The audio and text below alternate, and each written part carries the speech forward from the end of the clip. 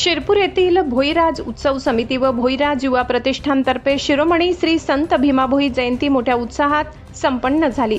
यावेळी प्रमुख अतिथी आमदार काशीराम पावरा यांच्या हस्ते संत भीमाभोई यांच्या प्रतिमेचे पूजन करून दीप प्रज्वलन करण्यात आले।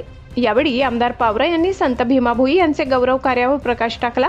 मानव कल्याणासाठी संतांचे योगदान खूपच मोठे आहे। संतांनी कायमच सर्वधर्म समभावाची शिकवण देऊन जगत कल्याणाचा संदेश दिलाय, म्हणून संतांनी दाखवलेल्या मार्गांवर विचारांवर चालणे गरजेचे आहे, असे मनोगत आमदार काशीराम पावरा यांनी मांडले।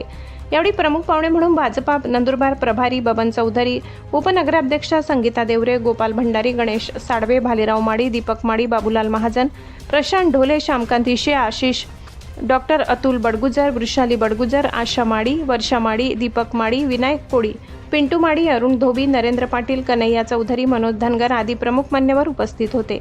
सूत्रसंचालन यशवंत निकवाडे यांनी केले तर आभार दीपक वाडिले यांनी मानले।